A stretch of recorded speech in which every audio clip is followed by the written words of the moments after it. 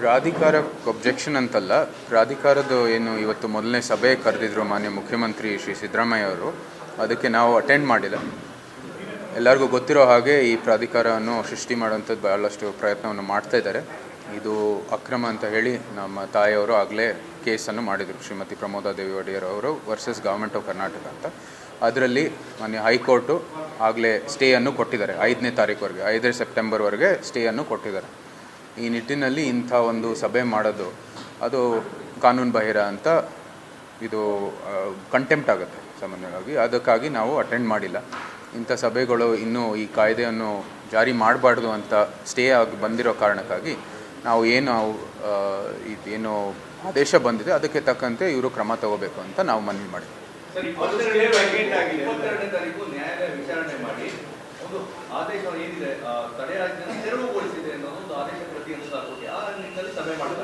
ಐದನೇ ತಾರೀಕುವರೆಗೂ ಸ್ಟೇ ಇದೆ. 5ನೇ ತಾರೀಕುವರೆಗೂ ಸ್ಟೇ ಇದೆ, ಭಾಳ ಸ್ಪಷ್ಟವಾಗಿ. ಬೇಕಾದರೆ ಓದ್ಬೋದು ನಿಮ್ಗೆ.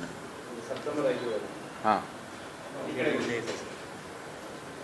the interim order earlier granted is extended till the next date of hearing, which is 5th of September 2024.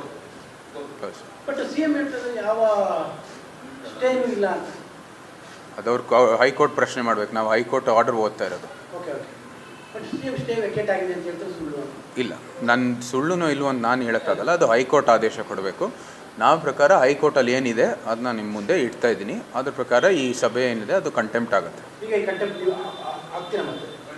ಅದು ನಮ್ಮ ತಾಯಿಯವರು ಏನು ಕ್ರಮ ತಗೋಬೇಕು ಅವ್ರು ಸೂಕ್ತ ಕ್ರಮ ತಗೋತಾರೆ.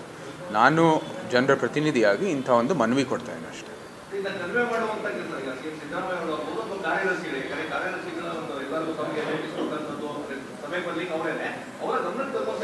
ಅದು ಮಾಡಾಗಿದೆ. ಲೆಟರ್ಗಳು ಕಳಿಸಿದ್ದೀವಿ, ಇಂಥ ಸಭೆಯನ್ನು ನಡೆಸಬಾರ್ದು ಅಂತ. ಅದು ಕೂಡ ಮಾಡಿದ್ವಿ. ಯಾಕಂದ್ರೆ ಗೌರ್ಮೆಂಟ್ ಮಾಡ್ತಾ ಇರುವಂಥ ಸಭೆ ಅವರಿಗೆ ಇದ್ರ ಬಗ್ಗೆ ಮಾಹಿತಿ ಇಲ್ಲ ಅನ್ನೋದ್ರೆ ಇದು ಉದ್ದೇಶಪೂರ್ವಕನ ಕಂಟೆಂಪ್ಟ್ ಮಾಡ್ತಾರೆ.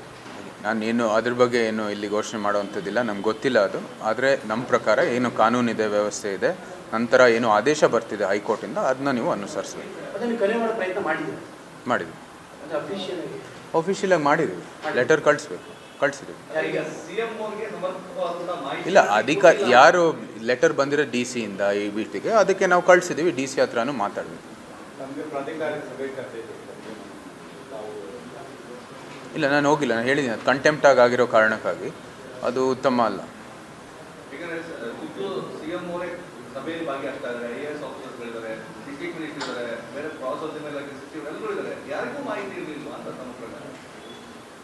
ಮಾಹಿತಿ ಇದೆಯೋ ಇಲ್ವೋ ನೀವು ಅವ್ರನ್ನೇ ಪ್ರಶ್ನೆ ಮಾಡಬೇಕಾಗಿದೆ. ನಾನು ಹೈಕೋರ್ಟಿಂದ ಕೊಟ್ಟಿರೋ ಆದೇಶ ನಿಮಗೆ ಈಗಾಗಲೇ ಓದಿದ್ದೀನಿ. ಅದು ತಕ್ಕಂತೆ ನೀವು ಕೆಲಸ ಮಾಡಬೇಕು. ವೆಕೇಟ್ ಆಗಿದ್ರೆ ಬಂದಿರಬೇಕಲ್ಲ ಕೋರ್ಟಿಂದ, ಅದು ಬಂದಿಲ್ಲ. ಇಲ್ಲಿ ತಿರ್ಗಾ ಓದ್ತೀನಿ ನೋಡಿ. 30th ಏನು ಆರ್ಡರ್ ಬಂದಿರೋದು, registry to delink WP number 20770/2024 list on 2nd 09/2024 in orders category. On 5th September in orders category, interim order earlier granted is extended till the next date of hearing, which is 5th. ಈ ಒಂದು ಆರ್ಡರ್ನ ಕೊಡ್ತಾರೆ. ಇಲ್ಲಿ court 22ವರೆಗೂ no stay ಅಂತ ಈ ಒಂದು ಆದೇಶ ಇದೆಯಲ್ಲ, ಮಾರ್ಕ್ ಮಾಡೋದು ಕೆಳಗಡೆ ಕಾರದು, ಅದ್ರ ಪ್ರಕಾರ ಸ್ಟೇ ಇಲ್ಲ ಅಲ್ಲಿ ಅಂತ.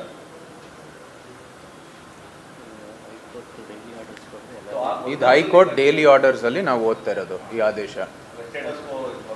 ಸ್ಟೇ ಅಲ್ಲಿ ಬಂದಿರೋದು. ಕಾಯ್ದೆ ಮೇಲೇ ಸ್ಟೇ ಇದೆ. ಅಂದರೆ ಈ ಕಾಯ್ದೆ ಏನಿದೆ ಅದು ಜಾರಿ ಮಾಡಬಾರ್ದು. ಸ್ಟೇ ಏನು ವೆಕೇಟ್ ಆಗೋವರೆಗೂ ಈ ಕಾಯ್ದೆಯನ್ನು ಜಾರಿ ಮಾಡಬಾರ್ದು. ಮತ್ತು ನಂತರ ಏನು ಕೆಲಸ ಚಟುವಟಿಕೆಗಳು ಆಗಬಾರ್ದು. 26th ಆಗಿದೆ ಸ್ಟೇ. ಆ ಥರ ಏನಿಲ್ಲ, ನನ್ನ ಗಮನಕ್ಕೆ ಏನು ಬಂದಿಲ್ಲ. ಅದು ನಮ್ಮ ಪ್ರಕಾರ ಸ್ಟೇ ಇನ್ನೂ ಇದೆ. 5ನೇ ತಾರೀಕು ಪುನಃ ಹಿಯರಿಂಗ್ ಆಗಬೇಕಾಗಿದೆ. ಅದುವರೆಗೂ ಇಂಥ ಮೀಟಿಂಗ್ಗಳು ಆಗೋದು ಕಾನೂನು. ಇಲ್ಲ, ಡೈಲಿ ನಾವು ಮಾತಾಡ್ತಾ ಇರ್ತೀವಿ. ಅವ್ರು ಏನು ಮಾತಾಡ್ತಾರೆ ಅವರೇ ಹೇಳ್ತಾರೆ ಸ್ಪಷ್ಟವಾಗಿ. ಅವರೇ ಕಾಲ್ ಮಾಡ್ತಾರೆ, ಅವ್ರ ಮನೆ ಪರವಾಗಿ ಅವ್ರು ಮಾತಾಡ್ತಾರೆ. ಇಲ್ಲಿ ಅದು ನಾನು ಏನು ಹೇಳಕ್ಕೆ ಹೋಗಲ್ಲ. ಆದರೆ ನಮ್ಮ ಇದ್ರ ಪ್ರಕ್ರಿಯೆ ಕಾನೂನಲ್ಲಿ ಏನು ಇದೆ ಇದು ಕಾನೂನು ಬಾಹಿರ ಅಂತ ನಾವಂತೂ ಅಭಿಪ್ರಾಯವನ್ನು ವ್ಯಕ್ತಪಡಿಸ್ತೀವಿ. ಏನು ಬಂದಿಲ್ಲ.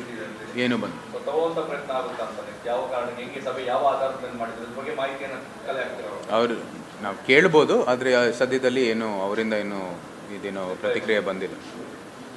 ನಿಮ್ಗೇನಾದ್ರು ಬೇರೆ ಸೆನ್ಸ್ ಕಾಣ್ತಾ ಇದೆಯಾ ಈ ಥರ ಸ್ಟೇ ಇದೆ ಅಂತ ನೀವು ನನಗೆ ಅದು ಅವ್ರ ಮೈಂಡಲ್ಲಿ ಏನು ವರ್ಕಿಂಗು ನಾನು ಹೇಳೋಕ್ಕಾಗಲ್ಲ. ನಾನು ಏನಿದೆ ಕಾನೂನಲ್ಲಿ ಅದು ನಿಮ್ಮ ಮುಂದೆ ಹೇಳ್ಬೋದು.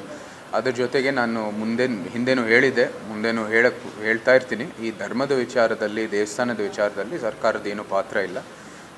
ಅವರು ಅದನ್ನ ಸ್ವಾತಂತ್ರ್ಯವಾಗಿ ಇಟ್ಕೋಬೇಕಾಗಿರೋದು ನಮ್ಮ ದೇವಸ್ಥಾನಗಳು. ಅದು ಫ್ರೀಯಾಗಿ ತಮ್ಮ ಏನು ಚಟುವಟಿಕೆಗಳು ನಡೆಸಬೇಕಾಗಿದೆ. ದೇವಸ್ಥಾನದ ಒಂದು ಏನು ಶಾಸ್ತ್ರ ಇದೆ, ಧರ್ಮ ಇದೆ, ಅದು ಅಧಿಕಾರ ಏನಿದೆ ಅದು ದೇವಸ್ಥಾನಕ್ಕೆ ಸೇರಬೇಕು.